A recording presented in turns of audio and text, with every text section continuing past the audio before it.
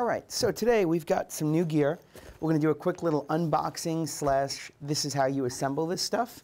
We wanted to add a slider to our arsenal because we've got the jib, we've got 50 feet of flexible dolly track, we've got numerous styles of camera bodies. So we wanted to kind of add a little bit of motion, as Jared would say. So in his honor, we ordered this dolly from this motion slider from KONOVA, which is a Korean company that touts they're made in the same factory as Samsung. Spent a lot of time researching these because a lot of domestic brands make them for about twice the price. And the only hesitation I had was that the website was clearly written by a non-native English speaker, so I wasn't really sure what came with the kit. We wanted to get a good run of slider track. We got the 41-inch slider track, and we also wanted to get a crank so we can do video, and we wanted to get a motor so we can do some pretty cool motorized time-lapse shots. Here's all the pieces that it comes with. It's got these 3 nice cases that you can carry just about everything until you need to plug it in. They send you this beautiful box that is made for European voltage, and they send you a great little adapter there, which I don't understand because they make most of the American electronics in Asia, so why can't we get a cord that fits our outlets natively? But that's just a little gripe there. So I am going to put this together for the first time. I've seen a couple of YouTube videos. I'm not going to make any promises. First things first, I am going to unzip our slider here. And there were no packing peanuts, which I appreciate greatly. Slider's got some weight to it. The build quality seems really high. They give you these great little Velcro straps. Do you see that there? KONOVA branded Velcro straps. I use them right now to strap the feet down to the slider. Works really well, really well. Another beautiful strap, KONOVA. Piece things out here. Feet. We'll do the motor and the crank last. All right, so here's our feet, and you also get this handy dandy toolkit, which is fantastic. It's like a pliers, an Allen key, a couple of Allen keys, and some other stuff like a lens wipe. It's a real nice touch. I really look forward to using this on other products we own too. Really nice. All right, so the feet are adjustable. A lot of positions here. You can loosen them and tighten them, and you have feet. It's amazing. And those tighten. Lots of things to tighten. And they come with these cool little pouches. So, feet, pouches. And it's all solid metal. It's quality construction. I really dig these. I mean, we travel a good amount with our gear, so having stuff that I would feel comfortable shipping, checking. We all know that the baggage handlers don't love our equipment as much as we do. So we've got our 2 feet there, 2 pouches. Put those there too. And now the slider. And the K5 is one of their more heavy-duty models. They have like a K2, a K3. I was looking at the K3 as well, but by the time we add in all the accessories to our cameras, like external displays, LED lights, we really need the extra weight that this guy can handle. So here's a slider. It's really nice. Again, black and metal. These are little oil wipes. I guess you wipe them down to make sure that the track is well lubricated. It's a nice touch. You get 2 of them. I'm going to open the other packages and see if there's any instructions. First thing I'm going to do is I'm going to put our feet on the slider. So there's these giant round threaded screws. They go right on the end. Probably out of the shot with this, but I am screwing the feet into the slider. And just like that, we have feet on one side. Going to come down to the other end. You guessed it, I'm going to screw the feet into the slider. So technically, I could start using the slider right now. I could just loosen the tension here. I'm going to move my beautiful straps. We could just loosen the tension on this guy and slide our camera back and forth. Now this is a large screw. I guess it's a 1/4 inch. So that wouldn't fit on the base of our cameras, but we've got a little tripod head that we're going to put on here. It's mainly for stills, but it's articulating in 3 directions, so it'll work really well. And I'm going to just mount this right here. My only concern is I'm not going to mount it too tight because if I put this little head on here, which is a Manfrotto, which is oddly black and red as well, it's going to block the Allen keys, and I'm not going to be able to adjust the tension. So I'm going to screw it on lightly for the purpose of this video. And as I said, it's got some weight to it. It's a really solid build. And the way to adjust the tension is just this little thumb screw. And then as you can see, I can go back and forth. It's really smooth. It's really quiet. And I said it's coming with these little oil wipes. So bam, a little bit of lubrication goes a long way. And we can tighten this to make it really difficult or really easy. So the motion is really smooth on this. I'm actually very impressed. So that stuff is set in place. Pretty much that's all you need to take this slider in the field and get some really nice shots, you know, a little bit of motion. Probably wouldn't use this for my primary camera, but definitely a second angle or B-roll or to come up and open up some establishing shots. It's a great tool. I feel that we will use this probably more than we use the jib and more than we use the Jolly Track, mainly because of the portability of this. And it's got a lot of options. It's got also a lot of threading points here. It's got a 1/4 inch and a 3/4 inch in 3 places. So if I wanted to mount this to a tripod in the center, I could, to a tripod and a light stand. Next step is we are going to assemble our motor. So what's good about the motor kit is that it comes with a crank option and a motor. So again, really solid construction. The belt is really nice, solid rubber. It looks like it's threaded with steel or some kind of metal. I'll put that up front there. I'll move my wonderful toolkit out of the way. Move this back, and here we go. So it shows me how to use the motor, and it does not show me how to install the motor. And here is the motor control unit, which is pretty basic. It gives me speed and ramp, and it can be powered on or powered off. There's an automatic mode, and it looks like a manual mode. I can go right or I can go left, and that's pretty much all I need. On the top, it's got plug to plug the motor in and a plug to plug the power in. All right, what else do we have here? So here is the bracket that the motor slides into. I saw in one of the videos that I watched that this kind of sits on the motor and slides in. We'll put that in soon. We have another bracket with a thumb screw. I believe this is also part of the motor housing. And all this stuff is metal. I mean, it seems really good quality. It's machined metal. And then we've got another thing with looks like a gear, a thumb screw, an Allen key, and another thumb screw, also metal. And then here is the motor, which comes with another really nice KONOVA Velcro strap. I have quite the collection of these now. So there's the motor. Now we got the recommended motor, which I think is a ratio of 1 to 264. So we can do decent time lapse, and I think we can span this anywhere from a few seconds to a couple of hours, which is great for the motorized time lapse shots that we're looking to do. So how to install the KONOVA motorized slider. Step 1, separate the crank handle by using the 2mm hex wrench. Well, I haven't installed the crank handle yet, so I guess I should do that. But I don't know how, because nowhere does it say how to install the crank handle. So over here you see this little screw hole. I'm guessing that this is where this goes.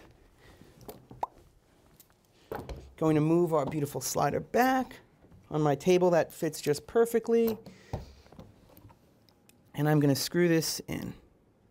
And the more I look at this, it looks pretty easy. It looks like I can tighten these or loosen these, and they make this little piece extend out, which I think, pretty simply, slides right into there. Now, these are ratcheted, which is good because I'm already running into the fact that the feet are in the way. So I can only tighten it halfway and then ratchet it back and then turn it. Instructions would have been awesome, but it's fairly simple. We're doing a good job here. So I'm going to loosen this up and slide this in. So we have the crank and we can adjust it, and look at that, we're sliding. That's amazing. And you can adjust this so it's smoother by loosening the thumb screw on the top of the handle, and I have a larger rotation so it changes the ratio, which means I slide this much slower. You can buy just the crank kit, which comes with the belt and everything you need to do nice motion shots. And again, for video, this is probably going to be the setup that we'll use. Now, one thing I'm not really keen on is that because the crank is inside the feet and the head combination that I have on here, I can really only get so close before the crank hits my tripod head. Even if I tighten it up, then it hits me on the other side. So that's one thing to think of. Get a slider that's as large as you can carry, but at the same time, a little bit bigger than what you think you'll need, because you do lose a little bit of range when you add the crank handle. Now, that's probably not the case with the motor, but again, using a motor for video in every case isn't, in my mind, the best way to go. So, we've got the crank in. We've got no camera in here yet, but I'd imagine it's pretty stable. So I'm going to grab one of our SLR rigs, and I'm actually just going to put a decent-sized lens on it. Normally we'd have an external monitor, but I don't know how well I screwed everything together here. So let me grab that camera and we'll check that out. So this will be a good test to see just how shored up this thing is. Tighten that down. So now we have a Nikon D7000 with a Nikon 2470 2.8 on here. It's a pretty heavy lens for this camera. I'm actually going to roll some video so you can see what I see. You want to give us a wave, Nora? And again, for interviews, this is really all we'll need. So this is about as slow as it can go with the crank, and to be consistent. Now, if we tighten that up by moving the handle in, we'll see it goes much faster. And it's a little shaky. It doesn't feel as smooth or stable. Again, this is the first time I'm using this, so could be user error. So it's pretty smooth. And I'd imagine, too, if you had this actually mounted to a tripod or two, you get an even smoother shot. All right, so I did get instructions on how to install the motor. Motorized kit. So, power on, off, amazing. How about installing? All right, so installing the motor. Separate the crank handle by using the 2mm hex wrench. Crank handle's in the way. Turn it sideways here. Is this the right wrench? Yes, it is. Yes. Amazing. I love it when things work. So I am right now loosening. I am separating the crank handle by using the 2mm hex wrench. Yes, there are two 2mm hex screws. So I'm going to go ahead and take the other one out. And again, we're not really going to use the motor all that much. A lot of little pieces. This isn't something I would do in the field, probably. I would kind of try to determine during our pre-production stages what we're going to need, what our needs will be. But it is pretty simple. So we have this beautiful geared gear. One side is kind of threaded on like 8 sides, and the other side is round. So I'm going to put the 8-sided side down, and I'm not even reading directions. That's how good I am at this. And then on top of that, we've got this little solid metal washer that is serrated on the outside. So I guess that tightens down the gear. Bam. Look at that. Now I can do this with my hand. That's amazing.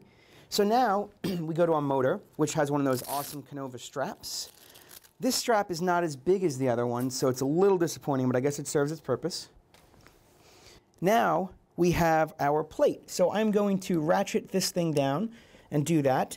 And it appears that at this point I am to install this little plate.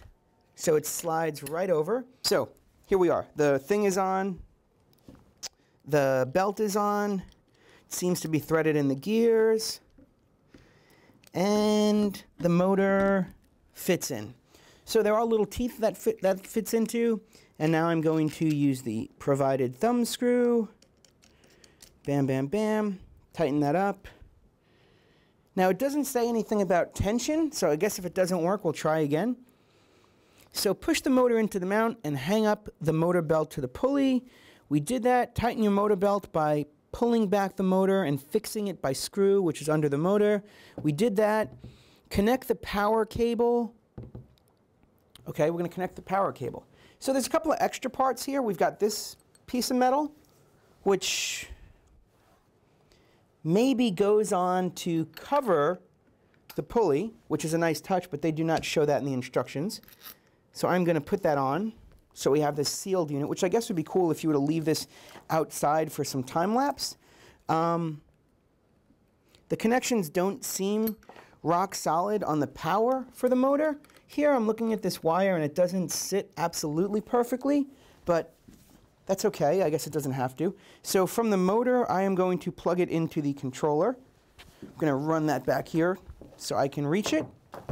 Now we've got the crank that we took apart, those 2mm screws, the 2mm hex wrench, the really nice blue Velcro, which I'm not really sure where this came from because it doesn't say anything on it.